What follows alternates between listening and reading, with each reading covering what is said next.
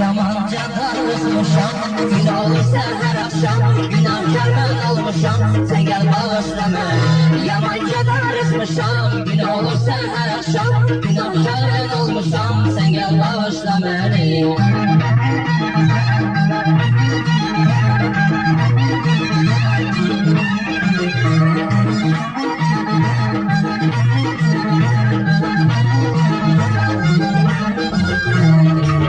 Bilirim yanında günahkar ben, dayan çekme daha bağışla beni.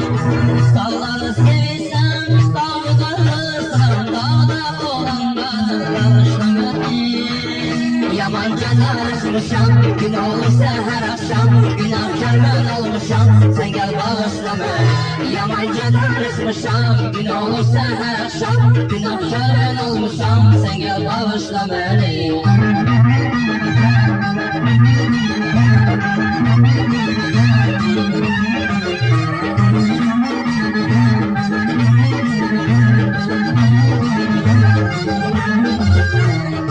Bir payız akşamı könül bağladım, əhdimizdə şahid oldu sankiler.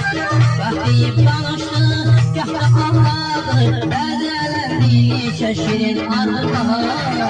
Yamanca darılmışam, gün olursa her akşam günahkar ben olmuşam, sen gel bağışla beni.